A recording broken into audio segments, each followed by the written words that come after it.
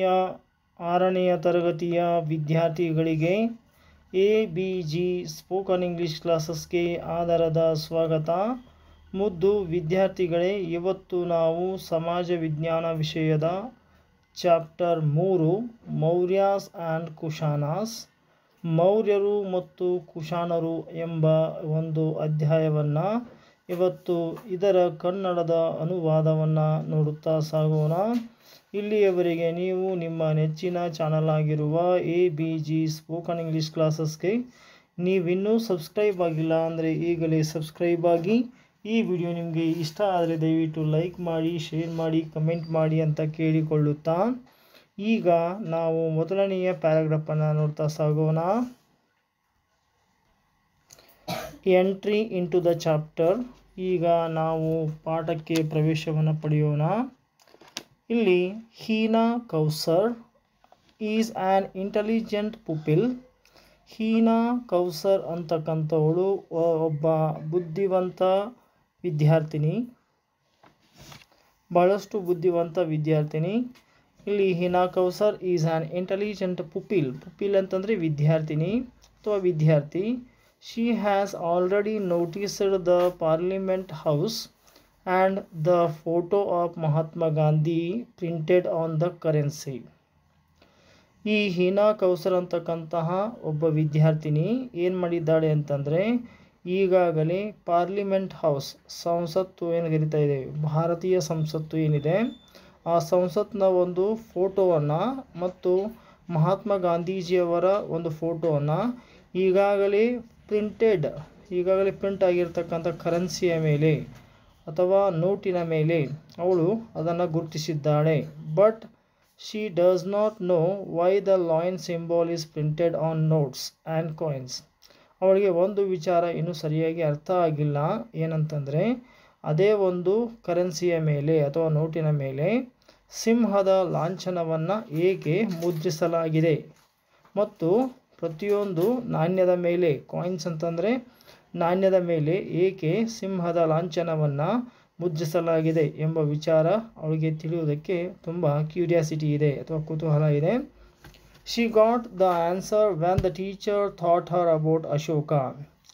ಅವಳಿಗೆ ಯಾಕೆ ಈ ಒಂದು ಸಿಂಹದ ಲಾಂಛನವಿರತಕ್ಕಂಥದ್ದು ನಮ್ಮ ಒಂದು ನೋಟಿನ ಮೇಲೆ, ನಾಣ್ಯದ ಮೇಲೆ ಏಕಿದೆ ಅಂತಕ್ಕಂಥ ವಿಚಾರ ಅವಳಿಗೆ ಯಾವಾಗ ಅರ್ಥ ಆಯಿತು ಅಂತಂದರೆ, ಯಾವಾಗ ಅವಳ ಶಿಕ್ಷಕಿ ಏನು ಮಾಡಿದರು, ಅವಳಿಗೆ ಅಶೋಕನ ಬಗ್ಗೆ ಹೇಳುತ್ತಿರಬೇಕಾದ್ರೆ ಆವಾಗ ಅವಳಿಗೆ ಯಾಕೆ ಅದನ್ನು ತೆಗೆದುಕೊಳ್ಳಲಾಗಿದೆ ಅನ್ನುವಂಥ ವಿಚಾರ ಅವಳಿಗೆ ಗೊತ್ತಾಯಿತು. ಈಗ ಮುಂದಿನ ಪ್ಯಾರಾಗ್ರಾಫ್ ನೋಡೋಣ. My subjects are like my children, do you know who uttered these words. ಇಲ್ಲಿ ಮೈ ಸಬ್ಜೆಕ್ಟ್ಸ್ ಅಂದರೆ ನೀವೇನು ತಿಳ್ಕೋಬೇಕು, ಪ್ರಜೆಗಳು ಅಂತ ತಿಳ್ಕೋಬೇಕು. ಇಲ್ಲಿ ಸಬ್ಜೆಕ್ಟ್ ಅಂದರೆ ವಿಷಯ ಅಲ್ಲ.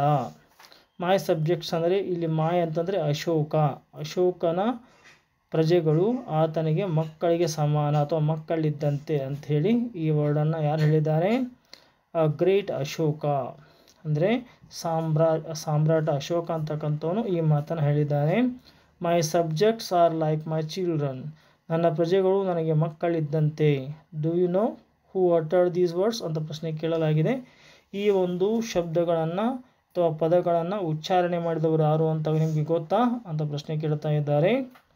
ಹಿ ವಾಸ್ ಕಿಂಗ್ ಅಶೋಕ, ಅವರು ಬೇರೆ ಯಾರೂ ಅಲ್ಲ, ಕಿಂಗ್ ಅಶೋಕ, ರಾಜನಾಗಿರತಕ್ಕಂಥ ಅಶೋಕ ಈ ರೀತಿ ಹೇಗೆ ಹೇಳ್ತಾನೆ, ದ ಗ್ರೇಟ್, ಅವನನ್ನು ದ ಅಶೋಕ ದಿ ಗ್ರೇಟ್ ಅಂತ ನಾವು ಇವತ್ತು ಇತಿಹಾಸದಲ್ಲಿ ಅವರನ್ನು ಸ್ಮರಣೆ ಮಾಡುತ್ತೇವೆ. Let us know in this chapter some details about this king's dynasty. ಈ ಒಂದು ರಾಜನ ಒಂದು ವಂಶದ ಬಗ್ಗೆ ಅಥವಾ ರಾಜ್ಯದ ಬಗ್ಗೆ ಈ ಒಂದು ಅಧ್ಯಾಯದಲ್ಲಿ ನಾವು ತಿಳ್ಕೊಳ್ತೇವೆ. ವಿಷಯವನ್ನು, ಡೀಟೇಲ್ಸ್ಗಳನ್ನು ಅಥವಾ ಒಂದಿಷ್ಟು ಮಾಹಿತಿಯನ್ನು ನಾವು ಕಲೆ ಹಾಕ್ತೀವಿ. ನೋಡೋಣ ಏನಂತೇಳಿ. So Chandragupta Maurya. The credit of establishing Mauryan dynasty goes to the king Chandragupta Maurya. When Chandragupta had lost his father and rendered an orphan, Vishnugupta, also known as Chanakya or Kautilya, a Brahmin teacher, took him to Takshashila and gave him good education. The credit of establishing Mauryan dynasty ಅಂದರೆ ಈ ಮೌರ್ಯನ್ ಒಂದು ಸಂತತಿಯನ್ನು ಅಥವಾ ವಂಶವನ್ನು ಸ್ಥಾಪನೆ ಮಾಡಿರ್ತಕ್ಕಂಥ ಒಂದು ಕೀರ್ತಿ ಯಾರಿಗೆ ಸಲ್ಲುತ್ತದೆ ಅಂತಂದರೆ goes to the king Chandragupta Maurya. Chandragupta ಮೌರ್ಯವರಿಗೆ ಸಲ್ಲುತ್ತದೆ. When Chandragupta had lost his father, ಯಾವಾಗ ಚಂದ್ರಗುಪ್ತ ಮೌರ್ಯ ತನ್ನ ತಂದೆಯನ್ನು ಕಳೆದುಕೊಂಡು ಆತ ರೆಂಡರ್ಡ್ ಆಸ್ ಆ್ಯನ್ ಆರ್ಫನ್, ಆತ ಒಬ್ಬ ಆರ್ಫನ್ ಆಗಿ ಏನು ಮಾಡ್ತಾ ಇದ್ದ, ಅಲದಾಡ್ತಾ ಇದ್ದ. ಇಲ್ಲಿ ನಿಮಗೆ ಒಂದು ವಿಷಯ ಗೊತ್ತಾಗಬೇಕು. ಆರ್ಫನ್ ಅಂತಂದರೆ ಏನು ಅಂತಂದರೆ, ನಿಮಗೆ ಒಬ್ಬ ತಂದೆ ತಾಯಿಯನ್ನು ಕಳ್ಕೊಂಡಿರ್ತಕ್ಕಂತಹ ಒಂದು ಮಗು, ಆ ಮಗುವಿಗೆ ನಾವೇನು ಕರಿತಾ ಇದ್ದೇವೆ, ಇಲ್ಲಿ ಆರ್ಫನ್ ಅಂತ ಹೇಳಿ ಕರಿತಾ ಇದ್ದೇವೆ. ಹೌದಾ? ಆರ್ಫನ್ ಅಂದರೆ ಅನಾಥ ಅನ್ನುವಂಥ ಅರ್ಥವನ್ನು ಅದು ಕೊಡ್ತದೆ. ಆಮೇಲೆ ಈತ ಯಾವಾಗ ಈ ಅನಾಥನಾಗಿ ಅಲ್ಲಿ ಇಲ್ಲಿ ಅಲ್ದಾಡ್ತಾ ಇದ್ದ, ಆವಾಗ ವಿಷ್ಣುಗುಪ್ತ ಅಥವಾ ಇವರನ್ನು ಇತಿಹಾಸದಲ್ಲಿ ಹೀಗೆ ಸ್ಮರಿಸಲಾಗತ್ತೆ ಅಥವಾ ಕರೆಯಲಾಗತ್ತೆ, ಚಾಣಕ್ಯ ಅಥವಾ ಕೌಟಿಲ್ಯ ಎಂದು ಸಹಿತ ಈ ವಿಷ್ಣುಗುಪ್ತರನ್ನು ಕರೆಯಲಾಗತ್ತೆ. ಆ ಬ್ರಾಹ್ಮಿನ್ ಟೀಚರ್, ಇವರೊಬ್ಬರು ಬ್ರಾಹ್ಮಣ ವರ್ಗಕ್ಕೆ ಸೇರಿರ್ತಕ್ಕಂಥ ಒಬ್ಬ ಶಿಕ್ಷಕರು.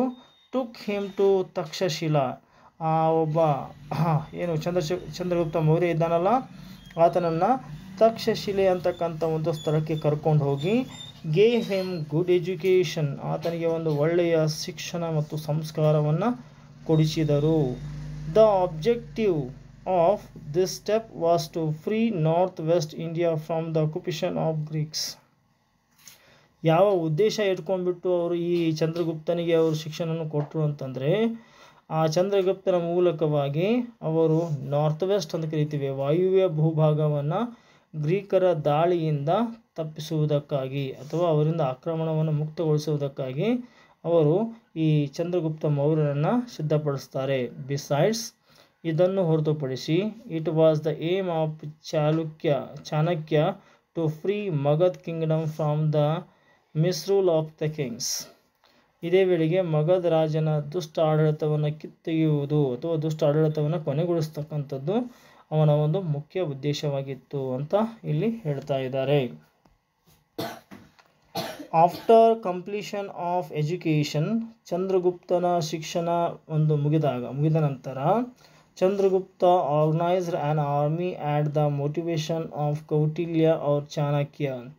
ಈ ಚಂದ್ರಗುಪ್ತ ಏನು ಮಾಡ್ತಾನೆ, ತನ್ನ ಶಿಕ್ಷಣ ಮುಗಿದ ನಂತರ ಒಂದು ಸಂಘಟನೆಯನ್ನು ಮಾಡ್ತಾನೆ, ಒಂದು ಸೈನ್ಯವನ್ನು ಸಂಘಟಿಸ್ತಾನೆ.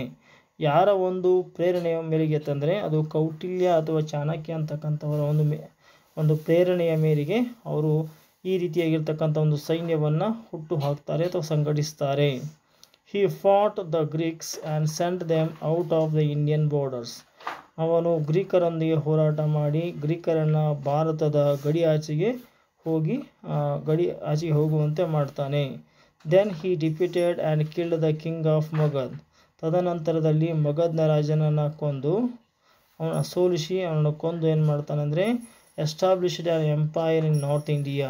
ಉತ್ತರ ಭಾರತದಲ್ಲಿ ಒಂದು ಸಾಮ್ರಾಜ್ಯವನ್ನು ಸ್ಥಾಪನೆ ಮಾಡ್ತಾನೆ. ಅದು ಪಾಟಲಿಪುತ್ರ, ಇವತ್ತಿನ ಪಾಟ್ನಾ ಅಂತ ಕರಿತಾ ಇದ್ದೇವೆ, ಅದು became the capital of Magadha empire. ಆ ಪಾಟ್ನಾ ಅಥವಾ ಪಾಟ್ಲಿಪುತ್ರ ಅಂತಕ್ಕಂಥದ್ದು ಮಗಧನ ಎಂಪೈರ್ ಆಗಿತ್ತು. ಈಗ ಅದು ಚಂದ್ರಗುಪ್ತ ಮೌರ್ಯನ ಒಂದು ಏನಾಯಿತು ಅಂತಂದರೆ ರಾಜಧಾನಿ ಆಯಿತು. ಇನ್ ದ ಇಂಟಿರಿಮ್, ಈ ಮಧ್ಯ Seleucus Greek officer invaded India. ಈ ಮಧ್ಯೆ ಏನಾಯಿತು ಅಂದರೆ ಸೆಲ್ಯೂಕಸ್ ಅಂತಕ್ಕಂತಹ ಒಬ್ಬ ಗ್ರೀಕ್ ಅಧಿಕಾರಿ ಭಾರತದ ಮೇಲೆ ದಂಡೆತ್ತಿ ಬಂದನು. Chandragupta defeated him in a humiliating manner. ಚಂದ್ರಗುಪ್ತನು ಆತನನ್ನು ಸೋಲಿಸಿದನು. ಡಿಫೀಟೆಡ್ ಮೀನ್ಸ್ ಸೋಲಿಸಿದನು. ಇನ್ ಅ ಹ್ಯುಮಿಲಿಯೇಟಿಂಗ್ ಮ್ಯಾನರ್ ಅಂತಂದರೆ ಬಹಳಷ್ಟು, ಹ್ಯುಮಿಲಿಯೇಟಿಂಗ್ ಅಂದರೆ ಏನು ತಿಳ್ಕೊಬೇಕು ನೀವು ಇಲ್ಲಿ, ಹೀನಾಯವಾಗಿ ಅವನನ್ನು ಸೋಲಿಸಿದನು. Seleucus entered into a peace treaty with Chandragupta. Seleucus ಯಾವಾಗ ಸೋಲನ್ನು ಅನುಭವಿಸಿದ ಹೀನಾಯವಾಗಿ, ಆವಾಗ ಒಂದು ಪೀಸ್ ಟ್ರೀಟಿ, ಶಾಂತಿ ಒಪ್ಪಂದಕ್ಕೆ ಬಂದ ಚಂದ್ರಗುಪ್ತ ಮೌರ್ಯನೊಂದಿಗೆ. And surrendered Afghanistan and Balochistan to Chandragupta. ಯಾವಾಗ ಶಾಂತಿ ಒಪ್ಪಂದ ಆಯಿತು ಅವರಿಬ್ಬರ ಮಧ್ಯ, ಆ ಸಮಯದಲ್ಲಿ ಅಫ್ಘಾನಿಸ್ತಾನ್ ಮತ್ತು ಬಲೂಚಿಸ್ತಾನ ಎರಡೂ ಪ್ರದೇಶಗಳನ್ನು ಚಂದ್ರಗುಪ್ತನಿಗೆ ಬಿಟ್ಟುಕೊಟ್ಟನು. In turn, Chandragupta gifted 500 elephants trained in warfare to Seleucus. Chandragupta Maurya ಏನು ಮಾಡ್ತಾನೆ, ಇದರ ಒಂದು ಬದಲಾಗಿ ಆತ ಬಲೂಚಿಸ್ತಾನ ಮತ್ತು ಅಫ್ಘಾನಿಸ್ತಾನ ಕೊಟ್ಬಿಟ್ನಲ್ಲ, ಅದರ ಬದಲಾಗಿ ಆತನಿಗೆ 500 ಯುದ್ಧ ಭೂಮಿಯಲ್ಲಿ ತರಬೇತಿ ಹೊಂದಿರತಕ್ಕಂತಹ ಆನೆಗಳನ್ನು ಸೆಲ್ಯೂಕಸ್ಗೆ ಕೊಟ್ಟ. Seleucus deputed Megasthenes as his ambassador to Chandragupta's court. ಈಗ ಸೆಲ್ಯೂಕಸ್ ಏನು ಮಾಡ್ತಾನೆ, ತನ್ನ ರಾಯಭಾರಿಯಾಗಿರ್ತಕ್ಕಂಥ ಮೆಗಸ್ತಾನಿಸ್ ಅಂತಕ್ಕಂಥವನನ್ನು ಚಂದ್ರಗುಪ್ತನ ಆಸ್ಥಾನಕ್ಕೆ ಕಳಿಸಿಕೊಡುತ್ತಾನೆ.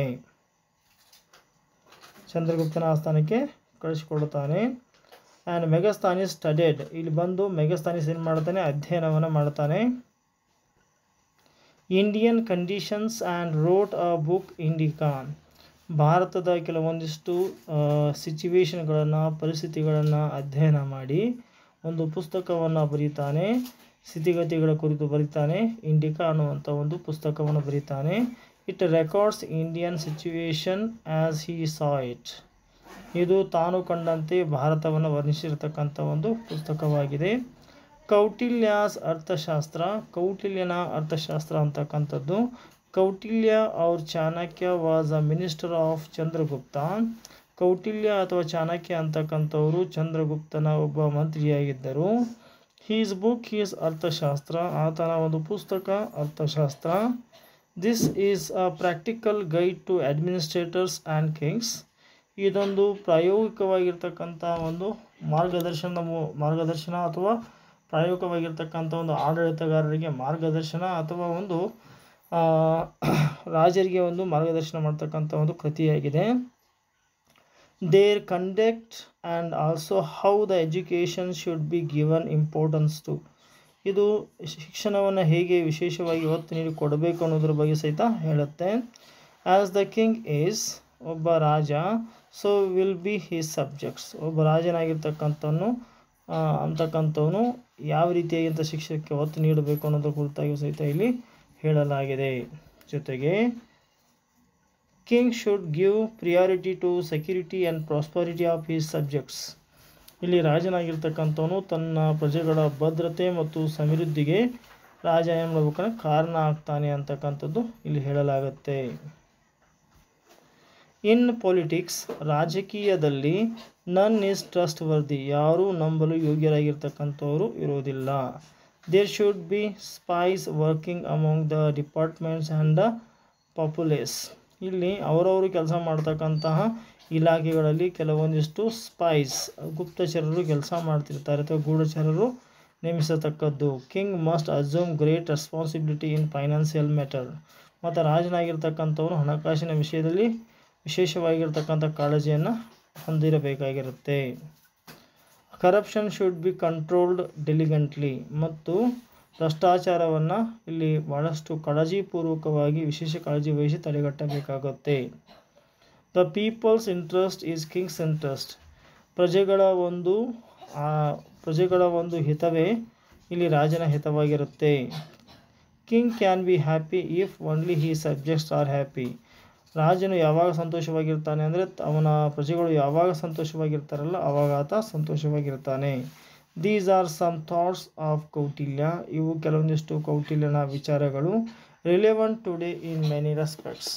ಇವತ್ತಿಗೂ ಸಹಿತ ಇಂದಿಗೂ ಪ್ರಸ್ತುತವಾಗಿರ್ತಕ್ಕಂಥ ವಿಚಾರಗಳನ್ನು ಇಲ್ಲಿ ಅವರು ಹೇಳಿದ್ದಾರೆ. Next we go to see the emperor Ashoka. Ashoka ಚಕ್ರವರ್ತಿ ಅಂತೇಳಿ ನಾವು ಇವರನ್ನು ಕರಿತೇವೆ. ಆಫ್ಟರ್ ದ ಡಿಮೈಸ್ ಆಫ್ ಚಂದ್ರಗುಪ್ತನ ನಂತರ his son Bindusara ascended the throne. ಅವನ ಮಗನಾಗಿರ್ತಕ್ಕಂಥ ಚಂದ್ರಗುಪ್ತನ ಮಗನಾಗಿರ್ತಕ್ಕಂಥ ಬಿಂದುಸಾರ ಸಿಂಹಾಸನವನ್ನು ನೇರಿದ. Ashoka was son of Bindusara. Ashoka ಅಂತಕ್ಕಂಥವನು ಬಿಂದುಸಾರನ ಮಗ. Ashoka holds a unique place among benevolent emperors of the world ಅಂತ ಹೇಳ್ತಾರೆ. ಈ ಜಗತ್ತಿನ ಇತಿಹಾಸದಲ್ಲಿ ಅತ್ಯಂತ ವಿಶಿಷ್ಟ ಸ್ಥಾನ ಪಡೆದ ಚಕ್ರವರ್ತಿ ಅಂದರೆ ಆತ ಅಶೋಕ ಅಂತ ಇಲ್ಲಿ ಹೇಳಲಾಗುತ್ತೆ. Ashoka's inscription edicts. ಅಶೋಕನ ಕಾಲದಲ್ಲಿ ನಿರ್ಮಿತವಾಗಿರ್ತಕ್ಕಂಥ ಶಾಸನಗಳು ಮತ್ತು ಶಾಸನಗಳಂತ ಹೇಗೆ ಕರೀತೇವೆ inscriptions. There are many inscriptions edicts providing many details of Ashoka's life and achievements ಅಂತ ಹೇಳ್ತಾರೆ. ಇಲ್ಲಿ ಅಶೋಕನ ಕಾಲಕ್ಕೆ ಸಂಬಂಧಪಟ್ಟ ಬಹಳಷ್ಟು ಶಾಸನಗಳು ನಮಗೆ ಲಭ್ಯವಾಗುತ್ತವೆ. ಆ ಶಾಸನಗಳು ಅಶೋಕನ ಜೀವನ ಮತ್ತು ಸಾಧನೆಯ ಬಗ್ಗೆ ನಮಗೆ ಮಾಹಿತಿಯನ್ನು ಒದಗಿಸಿಕೊಡುತ್ತವೆ. Which are spread all over the country. ಈ ಎಲ್ಲ ಶಾಸನಗಳು ದೇಶದ ಎಲ್ಲ ಭಾಗಗಳಲ್ಲಿ ಕಂಡುಬರುತ್ತವೆ. 14 of his edicts are found in Karnataka. 14 ಅಶೋಕನ 14 ಒಂದು ಶಾಸನಗಳು ಇವತ್ತು ನಮ್ಮ ಕರ್ನಾಟಕದಲ್ಲಿ ದೊರೆಯುತ್ತಿವೆ ಅಂತ ಹೇಳ್ತಾರೆ. Some areas of Karnataka were included in Ashoka's rule. ಅಶೋಕನ ಕಾಲದಲ್ಲಿ ಕರ್ನಾಟಕದ ಕೆಲವು ಭಾಗಗಳು ಅಶೋಕನ ಆಡಳಿತಕ್ಕೆ ಒಳಪಟ್ಟಿದ್ದವು ಅಂತಕ್ಕಂಥ ಮಾತನ್ನು ಸಹಿತ ಇಲ್ಲಿ ಹೇಳಲಾಗುತ್ತೆ. The Kalinga War. Kalinga War happened to be a turning point in Ashoka's personal life and his life as a king. ಇಲ್ಲಿ ಕಳಿಂಗ ಯುದ್ಧವು ಅಶೋಕನ ಆಳ್ವಿಕೆಯ ಕಾಲದಲ್ಲಿ ಬಹಳಷ್ಟು ಮಹತ್ವದ ಘಟನೆಯಾಗಿರ್ತಕ್ಕಂಥದ್ದು. Kalinga war happen to be a turning point in Ashoka's personal life ಅಂತ ಹೇಳ್ತಾರೆ. ಅಶೋಕನ ವೈಯಕ್ತಿಕ ಜೀವನಕ್ಕೆ ಒಂದು ತಿರುವು ತಂದು ಕೊಟ್ಟಿರ್ತಕ್ಕಂಥ ಘಟನೆ ಅಥವಾ ಒಂದು ಯುದ್ಧ ಅಂತಂದರೆ ಅದು ಕಳಿಂಗ ಯುದ್ಧ. And his life as a king. ಒಬ್ಬ ರಾಜನಾಗಿ ಆತ ಏನು ಮಾಡ್ತಾ ಇದ್ದಾನೆ, ರಾಜನಾಗಿ ಇದು ಅವನ ಒಂದು ಜೀವನದಲ್ಲಿ ದೊಡ್ಡ ತಿರುವನ್ನು ತಂದುಕೊಟ್ಟಿತ್ತು. About 1,00,000 people died. 1,00,000 ಜನ ಸಾಯ್ತಾರೆ. And 1.5 soldiers were taken prisoners. ಮತ್ತು 1.5 ಜನರನ್ನು ಇಲ್ಲಿ ಯುದ್ಧ ಕೈದಿಗಳನ್ನಾಗಿ ಮಾಡಲಾಗತ್ತೆ. The king who personally took part in the war was terribly shaken and moved by the fearful death and misery that war had brought. ಇಲ್ಲಿ ಯುದ್ಧದಲ್ಲಿ ಸ್ವತಃ ಭಾಗಿಯಾಗಿದ್ದ ಅಶೋಕನು ಯುದ್ಧದ ಭಯಾನಕ ಸಾವು ನೋವುಗಳಿಂದ ತತ್ತರಿಸಿ ಹೋದನು. ಇದರ ಪರಿಣಾಮ ಏನಾಯಿತು ಅಂತಂದರೆ he was totally transformed. ಆತ ಸಂಪೂರ್ಣವಾಗಿ ಪರಿವರ್ತನೆಗೊಂಡ. He at that very moment determined to shun war. ಅದೇ ಒಂದು ಕ್ಷಣದಲ್ಲಿ ಏನು ಮಾಡ್ತಾನೆ ಅಂತಂದರೆ ಯುದ್ಧ ಮಾಡೋದನ್ನು ತೊರೆಯಲು ದೃಢ ನಿರ್ಧಾರವನ್ನು ಮಾಡ್ತಾನೆ. ಯಾರು? ಅಶೋಕ. He realized ಧಾರ್ಮಿಕ victory conquering of the heart of the other side by consultation agreement and logic ಅಂತ ಹೇಳ್ತಾರೆ. ನಾವು ಏನು ಮಾಡಬೇಕು ಅಂತ ಅವ್ರು ಹೇಳ್ತಾರೆ ಅಂದರೆ ಇಲ್ಲಿ ಧರ್ಮದ ವಿಜಯವೇ ನಿಜವಾದ ವಿಜಯ ಎಂಬುದು ಮನಗಂಡರು. ಇಲ್ಲಿ ಮನುಷ್ಯರ ಹೃದಯವನ್ನು ಗೆಲ್ಲಬೇಕೆ ಹೊರತಾಗಿ ಭೂ ಪ್ರದೇಶವನ್ನಲ್ಲ ಅನ್ನುವಂಥ ವಿಚಾರ ಕುರಿತಾಗಿ ಅವರು ಇಲ್ಲಿ ಮನಗಂಡರು. He was influenced by the Buddhist thought and tried to propagate it among his subjects. ಏನು ಮಾಡಿದಪ್ಪ ಅಂದರೆ he was influenced by Buddhist thought. ಈತ ಬೌದ್ಧ ಧರ್ಮದ ವಿಚಾರಧಾರೆಗಳಿಂದ ಪ್ರಭಾವಿತನಾಗಿ ಈತ ಈ ರೀತಿ ಪ್ರಯತ್ನ ಮಾಡಿದ. he tried to propagate it among all his subjects. ತನ್ನ ಎಲ್ಲ ಪ್ರಜೆಗಳಿಗೆ ಅದನ್ನು ಅನುಸರಿಸುವಂತೆ ಕೇಳಿಕೊಂಡ. he emphasized good conduct more than empty religious practice ಅಂತ ಹೇಳ್ತಾರೆ. ಇಲ್ಲಿ ಆತ ಏನು ಮಾಡಿದಪ್ಪ ಅಂದ್ರೆ ತನ್ನ ಪ್ರಜೆಗಳಿಗೆ ಮತೀಯ ಆಚರಣೆಗಳಿಗಿಂತ ಉತ್ತಮ ಗುಣ ನಡತೆಗಳೇ ಹೆಚ್ಚು ಮುಖ್ಯವಾದವು ಅಂತಕ್ಕಂಥ ವಿಚಾರವನ್ನು ಒತ್ತಿ ಹೇಳಿದ. Elders and teachers must be respected. ಹಿರಿಯರನ್ನು ಮತ್ತು ಗುರುಗಳನ್ನು ಇಲ್ಲಿ ನಾವು ಗೌರವಿಸಬೇಕು. Non violence is the highest virtue. ಇಲ್ಲಿ ಅವ್ರು ಹೇಳ್ತಾರೆ ಅಹಿಂಸೆಯೇ ಅತ್ಯಂತ ದೊಡ್ಡ ಸದ್ಗುಣ, ಒಂದು ಒಳ್ಳೆಯ ಗುಣ ಅಂತ ಹೇಳಿ ಇಲ್ಲಿ ಹೇಳ್ತಾರೆ. ಯಾರು? ಅಶೋಕ ಅಂತಕ್ಕಂಥವ್ರು ಹೇಳ್ತಾರೆ. ಮತ್ತು ಮುಂದೆ ಹೇಳ್ತಾರೆ ಅವರು in this way he propagated universal love and brotherhood. ಈ ರೀತಿಯಾಗಿ ಅವ್ರು ಏನು ಮಾಡ್ತಾರಪ್ಪ ಅಂದರೆ ಯೂನಿವರ್ಸಲ್ ಲವ್ ಅಂತ ಕರೀತೀವಿ ನಾವು, ವಿಶ್ವ ಭಾತೃತ್ವ ಅಥವಾ ವಿಶ್ವ ಪ್ರೀತಿ ಅಂತ ಏನು ಕರೀತಾ ಇದ್ದೇವೆ, ಅದನ್ನು ಇವರು ಏನು ಮಾಡ್ತಾರೆ ಇಲ್ಲಿ ಪ್ರೊಪಗೇಟ್ ಮಾಡ್ತಾರೆ, ಅದನ್ನು ಪ್ರತಿಪಾದಿಸ್ತಾರೆ ಅಂತಕ್ಕಂಥದ್ದು. Any other king so idealistic and inclusive in thought is hard to come across all over the world ಅಂತ ಹೇಳ್ತಾರೆ. ಈ ರೀತಿಯಾಗಿ ವಿಶ್ವ ಪ್ರೇಮವನ್ನು ಸಾರಿದ ಆದರ್ಶವಾದಿ ಸಾಮ್ರಾಟನು ಜಗತ್ತಿನ ಇತಿಹಾಸದಲ್ಲಿ ಪ್ರಾಯಶಃ ಬೇರೊಬ್ಬನಿಲ್ಲ. ಇಂಥ ರಾಜನ ನಾವು ಇತಿಹಾಸದಲ್ಲಿ ಇನ್ನೊಬ್ಬರನ್ನು ನೋಡಲಿಕ್ಕೆ ಸಾಧ್ಯ ಆಗುವುದಿಲ್ಲ ಅಂಥೇಳಿ ಇತಿಹಾಸಕಾರರು ಅಭಿಪ್ರಾಯಪಡ್ತಾರೆ. ಪ್ರೊಪಗೇಷನ್ ಆಫ್ ಫೇತ್ ಅಂತ ಹೇಳ್ತಾರೆ, ಧರ್ಮ ಪ್ರಸಾರ ಅನ್ನುವಂಥ ಒಂದು ವಿಚಾರ ಈಗ ನೋಡೋಣ. ಅಶೋಕ ಕನ್ವೇನ್ಡ್. ಅಶೋಕ ಏನು ಮಾಡ್ತಾನೆ ಅಂತಂದರೆ ಈ ರೀತಿಯಾಗಿ ಕನ್ವಿನ್ಸ್ ಮಾಡ್ತಾನೆ. ಆ ಬುದ್ಧಿಸ್ಟ್ ಕಾನ್ಫರೆನ್ಸ್ ಆಟ್ ಪಾಟಲಿಪುತ್ರದಲ್ಲಿ ಬೌದ್ಧ ಸಮ್ಮೇಳನವನ್ನು ಈತ ನಡೆಸಿದ. He deputed ambassadors of faith to countries outside India. ಭಾರತ ದೇಶದ ಹೊರಗೆ ಏನು ಮಾಡ್ದ, ತನ್ನ ಒಂದು ಆಂಬ್ಯಾಸಿಡರ್ ರಾಯಭಾರಿಗಳನ್ನು ಅಂದರೆ ಧಾರ್ಮಿಕ ರಾಯಭಾರಿಗಳನ್ನು ಕಳುಹಿಸಿದ. He got statement of his faith etched on rocks and pillars of stone. ಮತ್ತು ಈತ ಅವುಗಳನ್ನು ಬಂಡೆಗಳು ಮತ್ತು ಶಿಲಾಸ್ತಂಭಗಳ ಮೇಲೆ ಕೆತ್ತಿಸಿದ ಅಂತ ಹೇಳ್ತಾರೆ. And pillars of stone. Those statements of faith were very broad based, all inclusive and secular. ಈ ಅವನ ಪ್ರಚಾರ ಮಾಡಿದ ನೀತಿ ಸೂತ್ರಗಳು ಸಂಕುಚಿತ ಮತೀಯ ಸೂತ್ರಗಳಾಗಿರಲಿಲ್ಲ ಅಂತ ಇಲ್ಲಿ ಅವರು ಹೇಳ್ತಾರೆ. ಇನ್ನು ನೆಕ್ಸ್ಟ್ ಬಂದುಬಿಟ್ಟು ಮುಂದಿನ ವಿಚಾರಕ್ಕೆ ಬರ್ತಾ ಇದ್ದೇವೆ. ಮೌರ್ಯನ್ ಅಡ್ಮಿನಿಸ್ಟ್ರೇಟಿವ್ ಸಿಸ್ಟಮ್ ಅಂತ ಕರೀತಾರೆ. ಅಂದರೆ ಮೌರ್ಯರ ಆಡಳಿತದ ಪದ್ಧತಿ ಅಂಥೇಳಿ ನಾವು ಕರಿತಾ ಇದ್ದೇವೆ. ಮೊದಲನೇದಾಗಿ ಸೆಂಟ್ರಲ್ ಗೌರ್ಮೆಂಟ್, ಕೇಂದ್ರ ಸರ್ಕಾರ ಅನ್ನುವಂಥ ಒಂದು ಟೈಟಲಲ್ಲಿ ನೋಡ್ತಾ ಇದ್ದೇವೆ. King was the highest authority of the governance. ಈ ಒಂದು ಮೌರ್ಯರ ಆಡಳಿತ ಪದ್ಧತಿಯಲ್ಲಿ ಕೇಂದ್ರ ಆಡಳಿತಕ್ಕೆ ರಾಜನೇ ಆಡಳಿತದ ಮುಖ್ಯಸ್ಥನಾಗಿದ್ದ. All powers were centred in the hands of the king. ಎಲ್ಲ ಅಧಿಕಾರಗಳು ರಾಜನಲ್ಲಿ ಕೇಂದ್ರೀಕೃತವಾಗಿದ್ದವು. There used to be a cabinet of ministers who had advisory capacity. ಇಲ್ಲಿ ಅವರು ಒಂದು ಮಂತ್ರಿ ಮಂಡಲವನ್ನು ರಚನೆ ಮಾಡಿಕೊಂಡಿದ್ದರು. ಯಾರು ಅವರಿಗೆ ರಾಜನಿಗೆ ಉಪದೇಶ ಕೊಡೋದಕ್ಕೆ ಯಾರು ಸಮರ್ಥರಿದ್ದಾರೆ, ಯಾರಿಗೆ ಅರ್ಹತೆ ಇದೆ ಅವರಿಗೆ ಅವರು ಅವಕಾಶ ಕೊಟ್ಟಿದ್ದರು. There were high profile officials to take care of department affairs. ಮತ್ತು ಇಲ್ಲಿ ಆಫೀಸಿಯಲ್ಸ್ ಇದ್ದರು, ಅಥವಾ ವಿಶೇಷವಾಗಿ ಕೆಲವೊಂದಿಷ್ಟು ಅಧಿಕಾರಿಗಳು ಅಂತ ಕರಿತೇವೆ ನಾವು, ಧರ್ಮ ಮಹಾಮಾತ್ರರು ಅಂತೇಳಿ ಕರಿತೇವೆ. ಆ ವಿಶೇಷ ಅಧಿಕಾರಿಗಳು ಏನು ಮಾಡ್ತಿದ್ರಪ್ಪ ಅಂದರೆ ಈ ಎಲ್ಲವನ್ನು ಸರಿಯಾಗಿ ನೋಡ್ಕೊಳ್ತಾ ಇದ್ರು, ಡಿಪಾರ್ಟ್ಮೆಂಟ್ ಆಫ್ ಅಫೇರ್ಸ್ಗಳನ್ನ ನೋಡ್ಕೊಳ್ತಾ ಇದ್ರು. There would be a Dharma Mahamatra, special minister of dharma, code of conduct ಅಂತ ಕರಿತೇವೆ. Who would take care of the orphans. ಇವರೆಲ್ಲರೂ ಅನಾಥರ, ವಿಡೋಸ್ ವಿಧವೆಯರ, ಸೀನಿಯರ್ ವಯಸ್ಸಾದವರ, ಆ್ಯಂಡ್ ಏಜ್ಡ್ ಪರ್ಸನ್ಸ್ಗಳನ್ನ ನೋಡ್ಕೋತಕ್ಕಂಥ ಜವಾಬ್ದಾರಿಯನ್ನು ಈ ಧರ್ಮ ಮಹಾಮಾತ್ರರು ನೋಡಿಕೊಳ್ತಾ ಇದ್ರು. The kingdom was divided into many provinces. ಇವರ ಒಂದು ರಾಜ್ಯವು ಭಾಳಷ್ಟು ಪ್ರಾಂತ್ಯಗಳನ್ನಾಗಿ ವಿಭಾಗ ಮಾಡಲಾಗಿತ್ತು. For the convenience of the administration. ಯಾಕೆ ಹಾಗೆ ವಿಭಾಗ ಮಾಡಲಾಗಿತ್ತು ಅಂತಂದರೆ ಆಡಳಿತದ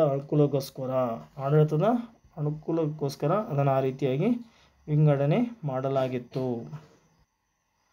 ಲೋಕಲ್ ಗವರ್ನೆನ್ಸ್ ಅಂದರೆ ಗ್ರಾಮ ಆಡಳಿತ ಅಂತ ಕರೀತೇವೆ. Head of a village was called Gramika. ಗ್ರಾಮವನ್ನು ನೋಡ್ಕೊಳ್ತಕ್ಕಂಥ ಅಧಿಕಾರಿಯನ್ನು ಗ್ರಾಮಿಕ ಎಂದು ಕರೆಯಲಾಗುತ್ತಿತ್ತು. He would carry on the governance of the village with the help of the village elders. ಗ್ರಾಮದ ಹಿರಿಯರ ಸಹಾಯವನ್ನು ಪಡೆದುಕೊಂಡು ಗ್ರಾಮಿಕ ಎನ್ನುವನು ಆ ಗ್ರಾಮದ ಆಡಳಿತವನ್ನು ನೋಡಿಕೊಳ್ಳುತ್ತಿದ್ದನು. Villages were self govern to a large extent.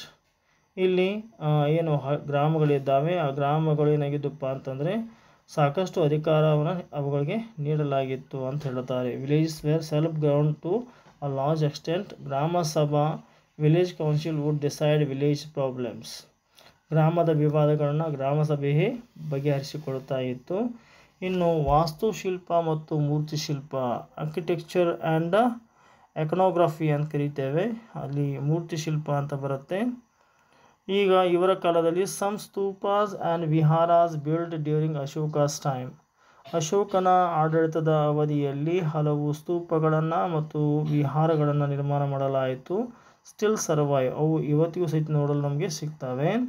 They present an idea of the high level to which architecture and ಐಕಾನೋಗ್ರಫಿ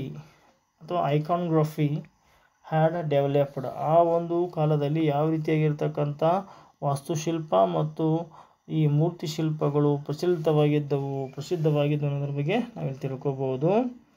ಆಮೇಲೆ viharas, Buddhist R Jain monasteries ಅಂತ ಕರಿತೇವೆ ನಾವು. ಇವು ಬುದ್ಧರ ಅಥವಾ ಜೈನರ ಒಂದು ಮಠಗಳಂತೆ ಕೆಲಸ ಮಾಡ್ತಾ ಇದ್ವು. ಆ್ಯಂಡ್ ಸ್ತೂಪಾಸ್, ಬುದ್ಧಿಸ್ಟರ monuments, place where Buddhist relics are housed ಅಂತ ಹೇಳ್ತಾರೆ.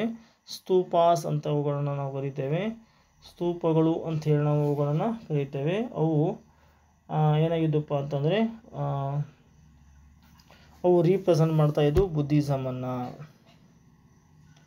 At Sanchi in Madhya Pradesh, caves in the rocks. ಸಾಂಚಿಯಲ್ಲಿ, ಮಧ್ಯಪ್ರದೇಶದ ಸಾಂಚಿ ಅಂತಕ್ಕಂಥ ಸ್ಥಳದಲ್ಲಿ ನಾವು ಕೇವ್ಗಳನ್ನು ನೋಡ್ಬೋದು, ಗುಹೆಗಳನ್ನು ನೋಡ್ಬೋದು. ಆ ಗುಹೆಗಳಿರ್ತಕ್ಕಂತಹ ಒಂದು ಬಂಡೆಗಲ್ಲಿನ ಮೇಲೆ monolith pillars, they are 30 feet tall ಅಂತ ಹೇಳ್ತಾರೆ. ಅಲ್ಲಿ ಒಂದು ಏಕಶಿಲಾ ಸ್ತಂಭವನ್ನು 30 ಅಡಿ ಎತ್ತರವಿದೆ ಅಂತ ಹೇಳ್ತಾರೆ. ಅದು ಎಲ್ಲಿಪ್ಪ ಅಂದರೆ ಶಿಲಾಗುಹೆಗಳ ಮೇಲೆ ಅದ್ಭುತವಾಗಿರ್ತಕ್ಕಂಥದ್ದು. ಇಲ್ಲಿ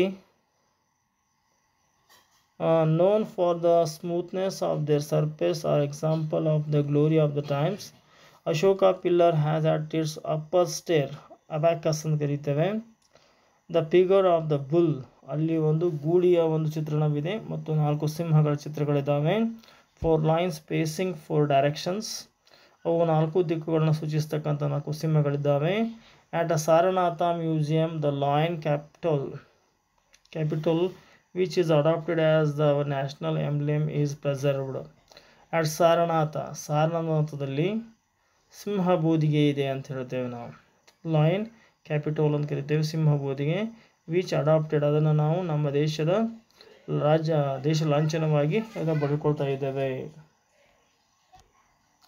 ಸೊ ನೆಕ್ಸ್ಟ್ ಬಂದುಬಿಟ್ಟು Maurya empire decline in 50 years after Ashoka's demise. ಅಶೋಕನ ನಂತರದ 50 ವರ್ಷಗಳಲ್ಲಿ ಈ ಸಾಮ್ರಾಜ್ಯವು ಅವನತಿಯನ್ನು ಹೊಂದಿತು. Some reasons adduced for this to happen are, ಇದಕ್ಕೆ ಕಾರಣ ಏನು ಅಂತಂದರೆ the vast empire was difficult to manage due to the lack of facilities of communication and commuting ಅಂತ ಹೇಳ್ತಾರೆ. ಇಲ್ಲಿ ಯಾಕೆ ಈ ಒಂದು ಸಾಮ್ರಾಜ್ಯ ಅವನತಿ ಹೊಂದಿತ್ತು ಅಂತಂದರೆ ಈ ಮೌರ್ಯ ಸಾಮ್ರಾಜ್ಯದ ಸಾಮ್ರಾಟ ಅಶೋಕನ ನಂತರ 50 ವರ್ಷಗಳಲ್ಲಿ ಇದು ಪತನಗೊಂಡಿತ್ತು. ಇದಕ್ಕೆ ಮುಖ್ಯ ಕಾರಣ ಅಂದರೆ ಸಾರಿಗೆ ಸಂಪರ್ಕ ಕೊರತೆ ಇದ್ದು ಅಂದಿನ ಕಾಲದಲ್ಲಿ ವಿಸ್ತಾರವಾದ ಸಾಮ್ರಾಜ್ಯ ಬಹುಕಾಲ ಆಳುವುದು ದುಸ್ತರವಾಗಿತ್ತು ಅಂತ ಹೇಳ್ತಾರೆ. Kings after Ashoka were weak, ಅಶೋಕನ ನಂತರ ಬಂದಿರತಕ್ಕಂಥ ರಾಜರುಗಳು ದುರ್ಬಲರಾಗಿದ್ದರು. The empire fell apart because of internal squabbles ಅಂತ ಹೇಳ್ತೇವೆ ನಾವು. ಆಂತರಿಕ ಜಗಳಗಳು ಉಂಟಾದವು ರಾಜರುಗಳ ಮಧ್ಯ. ಅಶೋಕನ ನಂತರ ರಾಜರುಗಳು ದುರ್ಬಲರಾಗಿದ್ದು ಅಂತಃಕಲಹಗಳಿಗೆ ತಲೆದೋರಿ ಸಾಮ್ರಾಜ್ಯ ಒಡೆದು ಹೋಯಿತು ಅಂತ ಹೇಳ್ತಾರೆ. Invasions on the north western part of the country became frequent ಅಂತ ಹೇಳ್ತಾರೆ. ಆಮೇಲೆ ವಾಯುವ್ಯ ಭಾಗದಲ್ಲಿ ವಿದೇಶಿಗರ ಆಕ್ರಮಣಗಳು ಹೆಚ್ಚಾದವು ಅಂತ ಹೇಳ್ತಾರೆ. The chief of Mauryan military killed the last of the Mauryan Kings and occupied the throne. ಈ ಮೌರ್ಯದ ರಾಜ್ಯದ ಕೊನೆಯ ದೊರೆಯನ್ನು ಆ ಮಿಲಿಟರಿ ಮುಖ್ಯಸ್ಥನೊಬ್ಬ ಕೊಂದು ಆ ಆಡಳಿತವನ್ನು ತಾನು ಒಪ್ಪಿಸ್ಕೊಳ್ತಾನೆ ಅಂಥೇಳಿ ನೋಡ್ಬೋದು. ದ ಕುಶಾನರು ಅಂಥೇಳಿ ಕರೀತೇವೆ. ಕನಿಷ್ಕ 2000 years ago, ಗಾಂಧಾರ ನವ್ ಇನ್ ಅಫ್ಘಾನಿಸ್ತಾನ್.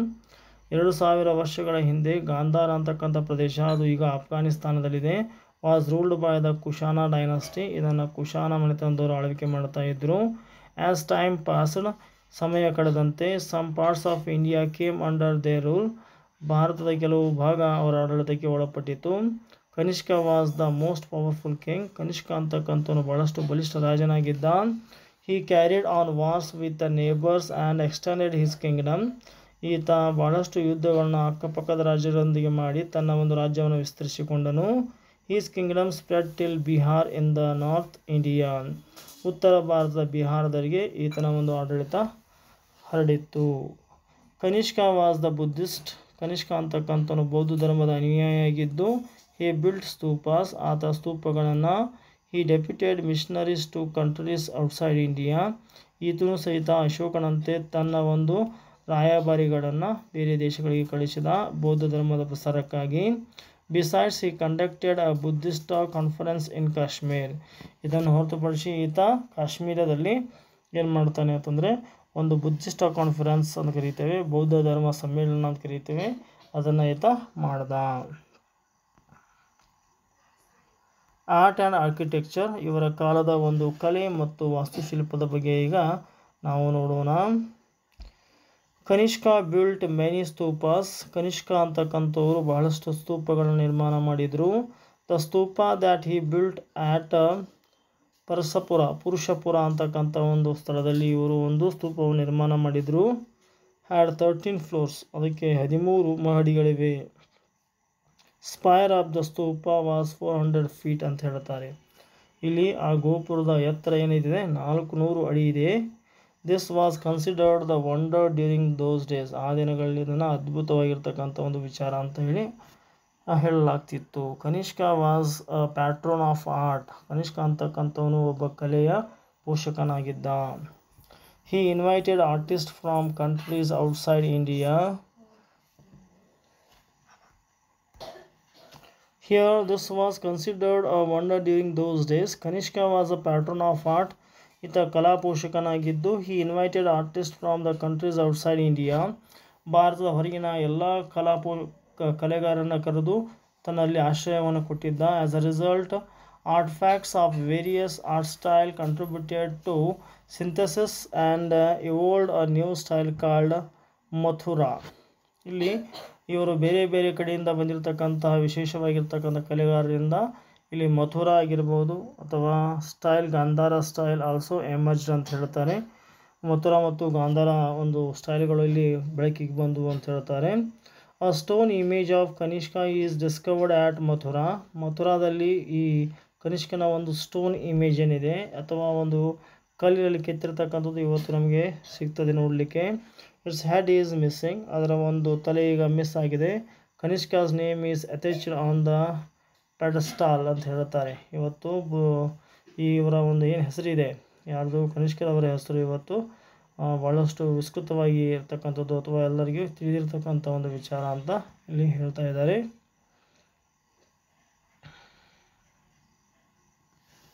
ನೆಕ್ಸ್ಟ್ ನೋಡೋಣ, ಮುಂದಿನ ವಿಚಾರವನ್ನು ನೋಡ್ತಾ ಇದ್ದೇವೆ.